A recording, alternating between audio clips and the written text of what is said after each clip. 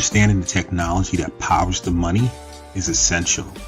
Knowing the business drivers that inspire how the money is made is crucial. Bridging the gap between the mind of the technologist and the mind of the business is monumental. That is what TBF is all about. Let's start this never-ending conversation. It's time.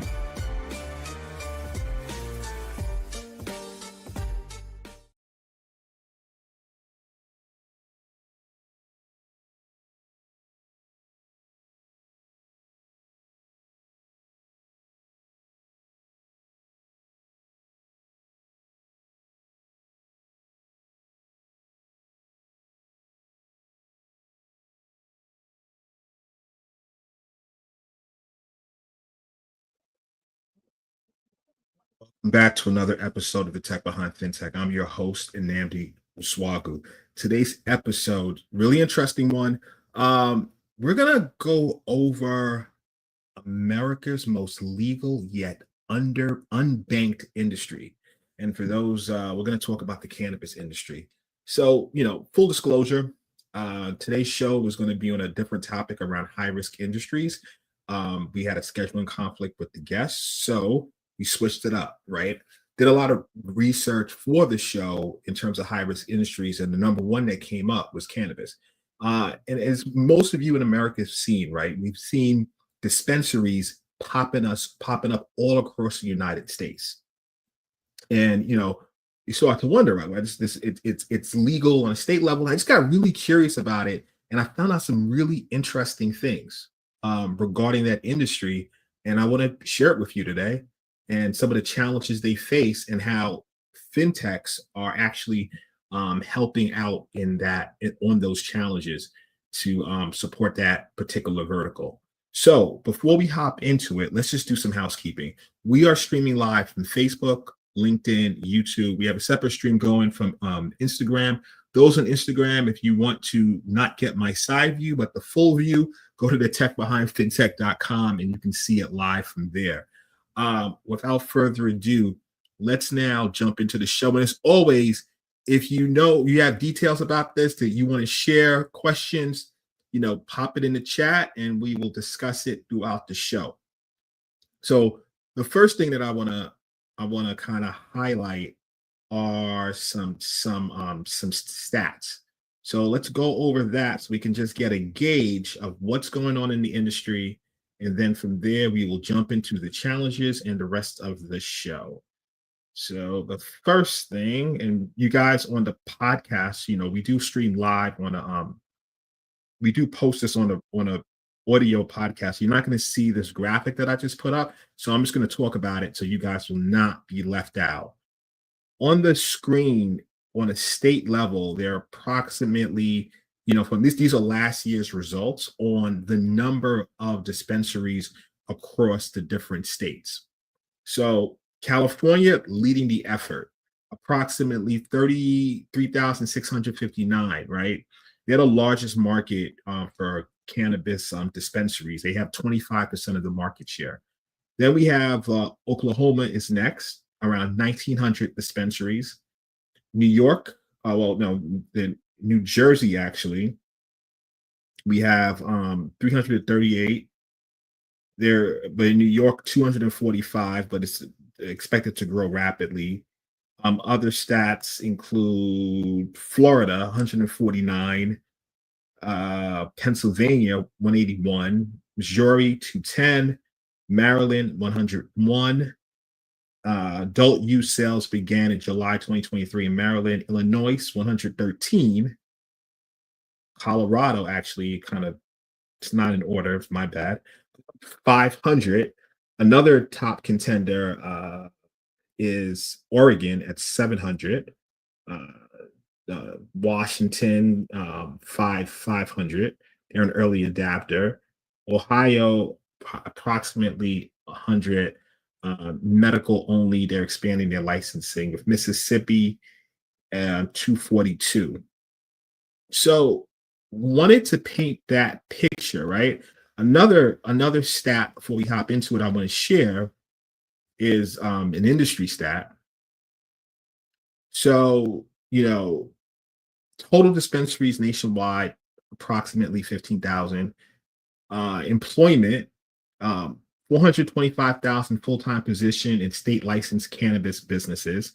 And sales, legal cannabis sales reached 30.1 billion in 2024, and they're expected to exceed 34 billion in 2025. So this is a multi tens of billion of dollar industry. So it's huge, right? So, wanted to paint that picture. Now let's actually hop into some of the challenges that we face in for this particular industry. So the biggest problem that they face is that cannabis is still classified as a Schedule One drug at a federal level, right? So means it's from a federal aspect, it's illegal. So what does that mean? That means, when you now start trying to get into banking relationships from a federal level, that's considered illegal due to money laundering, all sorts of stuff. So, prior to the involvement from certain smaller banks on a state level in fintech, it's primarily a cash-based business. As we all know, certain cash-based businesses, you leave yourself open for robberies. And that's what changed the game in terms of different laws being well, there's a scheduled law called the SAFE Act I want to talk about. It's not fully passed in Congress yet, but it's going through. But there's certain things that happen, and I want to go over some timelines with you, right? So in between 2014 and 2017, right, in Denver, there was a robbery surge. So they said by 2015, reports emerged targeted armed robberies. The biggest one was in 2016 in Aurora, Colorado. A gentleman by the name of Travis Mason, a 24-year-old security guard, was shot and killed during the dispensary robbery. The assailants were after cash. Mason's death became a national symbol on the urgent need for cannabis banking reform. So it was a big thing to push something called the Safe Banking Act. So the Safe Banking Act was formerly known as the Secure and Fair Enforcement Banking Act. So what that will do on a U.S. federal legislative level that passes through Congress, it'll make it, it'll change, it will provide traditional banking options. So, that's one of the reasons why, because of the federal mandates, that produces a banking challenge. Because of the banking challenge, it makes it a cash-based business. Because it's a cash-based business, it leaves it open for robberies and different things of that nature. So wanted to paint the picture of that industry, and I wanted to tie it back into fintech so you can understand how fintech is assisting that particular vertical. So understand, on a state level, it's legal. That's why the dispensaries are popping up. But if you now start transferring, money from state to state, it could be considered, some sort of transported money laundering. Like I said, my goal for this, I just got really curious about this particular situation or this particular business and the relationship with fintech. So I started to do some research, and I wanted to share it with you. Once again, if you want to add in a comment, feel free. So, that's from a bigger picture level, that's where we're at. Now we can start taking it back and understanding, what types of banking solutions stepped in. And I want to go over the SAFE Act afterwards, but I just want to kind of like walk you through everything. So we're able now to say, all right, on a state level is legal, like I mentioned, and what type of banking solutions can be provided. So there are cannabis friendly banks on the state level, most credit unions and local banks. So they're not going to do business with, let's say, a Wells Fargo or JP Morgan or, like a Chase or anything like that, the bigger global banks. Not, but on a state level, they can. So let's start understanding now, how is that possible? So there's something called the Financial Crimes Enforcement Network, for short, FinCEN. So in order for these credit unions to have any type of business with the dispensaries or this particular vertical, they have to follow strict and heavy compliance guidelines. So think about it, right? If a dispensary was just going, or a cannabis business was going directly to a credit union or a local bank and saying, okay, I want to, I want to open up an account here, even though it may be beneficial to the bank to do business with them, the sheer overhead of the regulatory reports and the compliance that they would have to abide by, so they don't get in trouble on a federal level, right? That particular bank, they have to follow certain guidelines. It just will be prohibitive, right? We're talking about a small staffed or local bank. They don't have the resources to do so. So now you can understand where technology plays into that.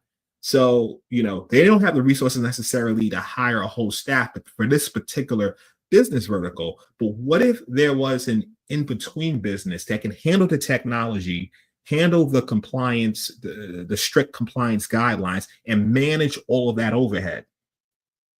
You see, that's the fintech tie-in, right? So let's go over the FinCEN guideline and everything they have to do, and let's then take it back to see how fintechs are solving that particular problem. So it was a guidance by it's called FinCEN, the SAR regulations. Let me see something. So I want to make sure that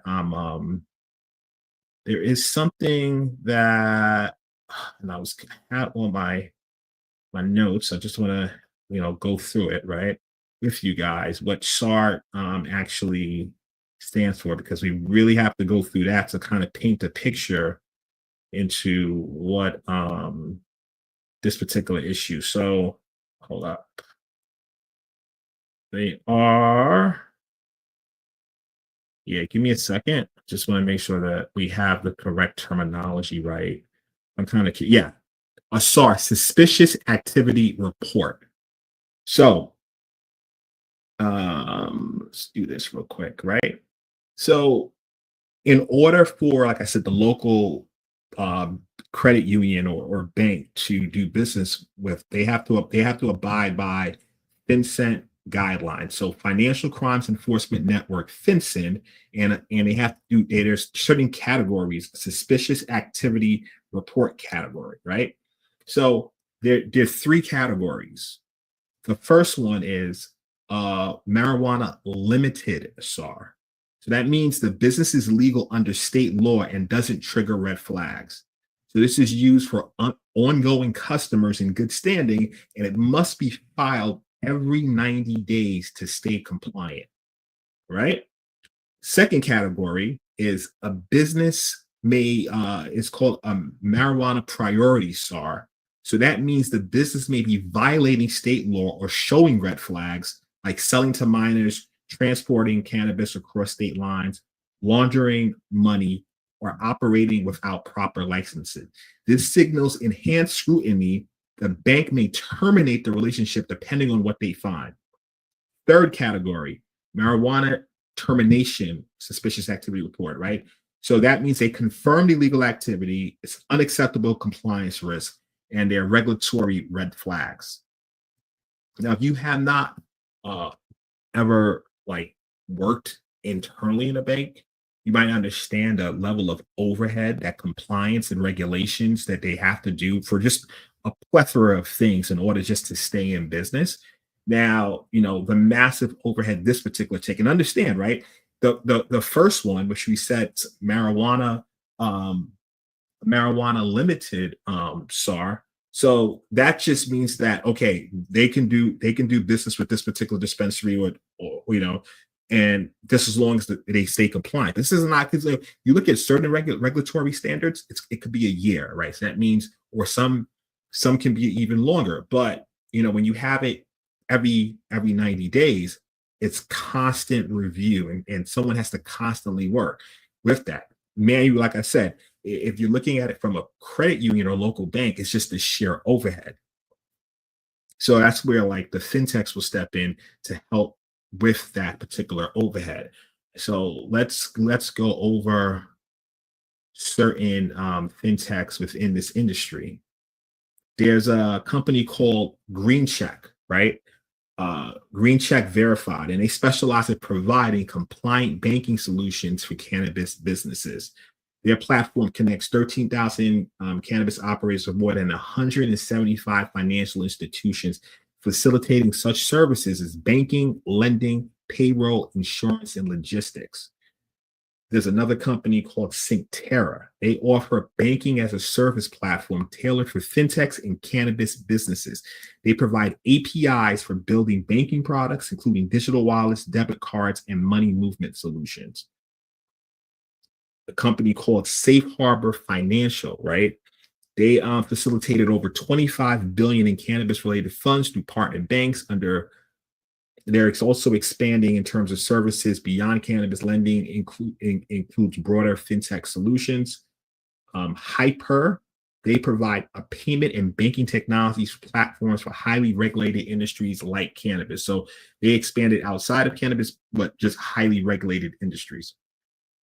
And CanPay, they offer a mobile app that allows consumers to make debit payments directly from their checking accounts through their automated clearing house. See, from a fintech perspective, they're in total legal standing because they don't necessarily handle the actual banking. They provide the technology layer for their banking partners. So whether it's from a compliance standpoint, whether it's providing, various APIs that could be leveraged or so forth, that's what they provide. So it's like they call it like a gray area where they're not necessarily breaking any laws or anything like that. And from a state level, they're not breaking land because it's a federal issue. But even though it's on a state, it's legal. See if somebody else joined. Just wave on that. So where are we at, right? Like I said, I found this whole thing extremely curious because, you're dealing with a situation where, cannabis itself is still illegal. It's still a Schedule 1 drug under federal law.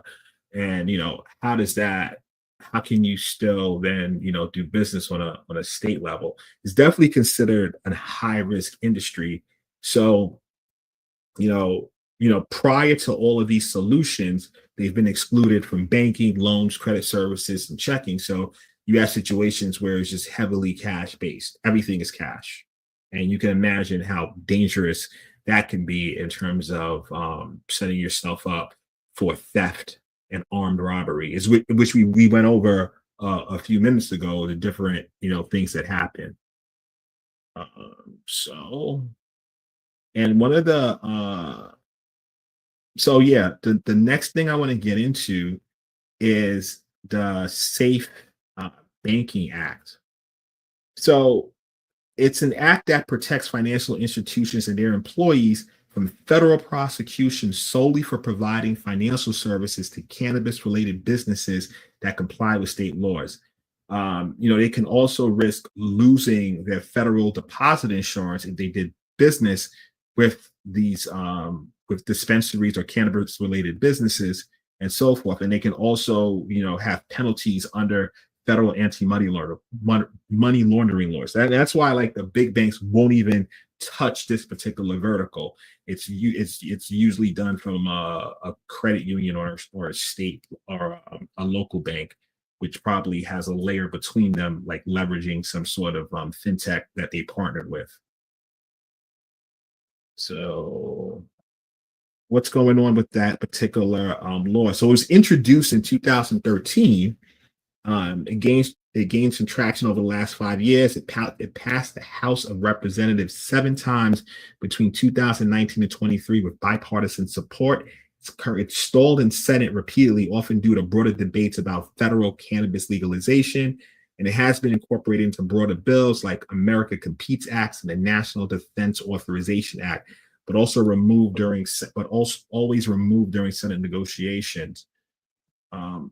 Still held up as of 2025. So currently, from the research I've done, it is still classified as a Schedule 1 drug, and it's gonna and that prevents banks or from a national or bigger banks dealing with this particular vertical. So it's still on a local level.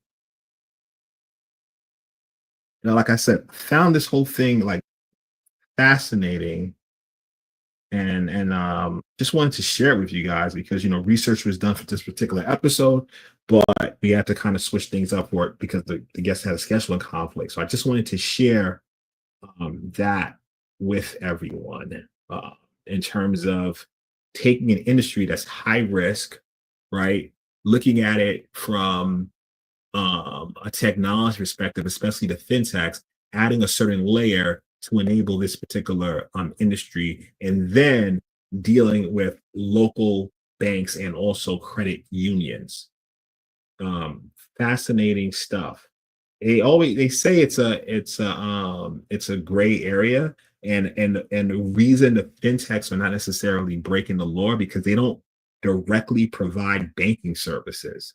They instead partner with cannabis friendly banks or credit unions, right, which are smaller state chartered financial institutions serve cannabis clients, but only strict clients maintain. And the fintech acts as the middle layer, connecting the cannabis businesses with the institutions while helping automate compliance. But understand, I know we just were throwing out words like compliance and stuff like that.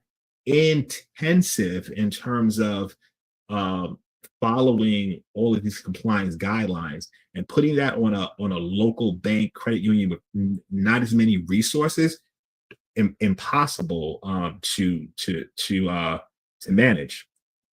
That's why the compliance infrastructure is so important, and that's how the fintech step in, right? So things like know your customer verification, suspicious activity reporting, and transaction monitoring and justification, because every single dollar needs to be tracked, right? If once they start from a banking perspective, they start doing business with this particular vertical, because of money laundering, everything needs to be tracked. So automation is key in order to providing that traction, and it's constantly being reviewed by regulators and so forth. So that's really the important gist on why the fintechs are not breaking the law. By not providing direct banking services, they don't process credit card payments because the major networks still prohibit it. They operate under FinCEN guidance, right? Which we talked about with the different suspicious activity reports and having to maintain that not every 90 days. And they basically just serve as the tech platform, not the institution. So they avoid direct exposure to legal risk as long as they maintain strict regulatory compliance workflows. So why is the fintech business so important in the industry? Because without it, the cannabis business will have to directly go to the bank and convince them to onboard them and navigate compliance, which, as I said, extremely the overhead and it wouldn't be worth it to the bank. So they have to figure out a simple approach with built-in compliance tools and so forth that the fintech will provide that particular middle layer. So it's interesting to see, I know I talk about, tech behind fintech, and we've been doing the show for a while, and you start seeing how, fintech and technology starts to play a role in all these different verticals, right? And without that particular technology layer, without that, as we mentioned, string of robberies, cash-based business, extremely, it's already a high-risk business, but it's even more so dangerous. Um, they were terming it a legally gray line, a legally gray area, right? Because you start seeing situations in which, from a federal side, it's still illegal. It's still a class one, schedule one drug, but from the state passed it. So it's interesting to kind of see these different nuances and how technology plays a role within it. Let's see, it's pretty much, I think that's like pretty much it. What I wanted to discuss today and share with you guys. I hope you definitely took something out of it. In researching it, there's different things that I didn't know about it because, we all live in different areas, and I can speak for my area where I live in Jersey. Over the years, I've been seeing different dispensaries pop up. So, I think once um, things were passed on a state level, you start seeing these businesses pop up in the Northeast where I live. I know in other states like California, they're leading it. They have the biggest market share, but in the other ones where it wasn't even, you never seen anything like this before, you start seeing it pop up. So you just start getting curious in terms of any business needs some sort of banking.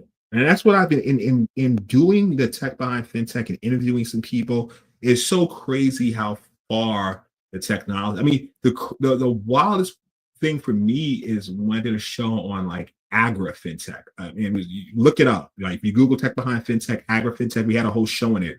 Mind blowing, right?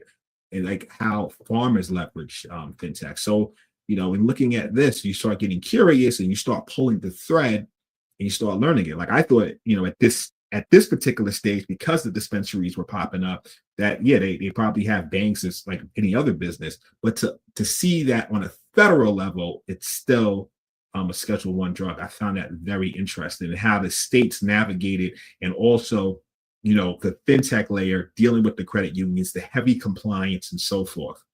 All interesting stuff. So, on that note, I think we all took something away from the show today, and we will conclude it. I want to talk about, before we end, I want to talk about our sponsor for this show, Sweating Equity. So, under the Tech Behind FinTech, that's the that's our platform, that all of these different, well, currently we have the podcast that goes on a weekly basis that you guys are viewing now. But the whole goal was to also have additional programming and various shows under the within the Tech Behind FinTech ecosystem. So I'm excited to announce that we will be shooting a new show called Sweating Equity. And what that is going to entail, it's going to be unlike this show, which is remote, that you guys have been watching. Whether I have a guest, the guest is remote. They're in their location. I'm in mine. Sweating Equity will bring me and the guest together, but in a different type of way. We're not sitting down and talking. No, we are going to be going through a fighter style workout. And during the workout, I'll be getting their story. So Tech Behind FinTech that now is usually about a topic that we want to explore, we want to dive into, we want to learn more about. Sweating Equity will be about the guest himself, their journey, and so forth. So a little bit more personal, rawer. It's going to be very interesting. And as a bonus with certain guests, we're going to do the fighter style workout. I'll be talking them throughout the show, and we're probably going to end with some jujitsu. So, some guests no experience in it, so that'll be interesting to see how they work under pressure, and then and talk about their journey and answer some questions afterwards. So it's going to be an interesting show. We're looking forward to it. So that Sweating Equity is currently sponsoring this episode of the Tech Behind FinTech, which is the I guess our flagship show on a weekly basis that you've been seeing. So other than that, I wish everyone a great weekend. As I always say, thanks for watching this show. Whether you're watching it live today, whether you're going to watch it tomorrow, next year, I appreciate your viewership. I appreciate all of the messages that we get, the comments when you guys are on commenting and so forth. Thank you very much for that. Look forward to providing you further information on the fintech industry and beyond. And you have a great weekend. Cheers.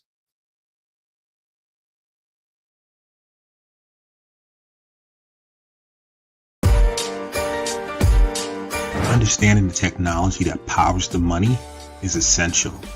Knowing the business drivers that inspire how the money is made is crucial. Bridging the gap between the mind of the technologist and the mind of the business is monumental. That is what TBF is all about. Let's start this never-ending conversation. It's time.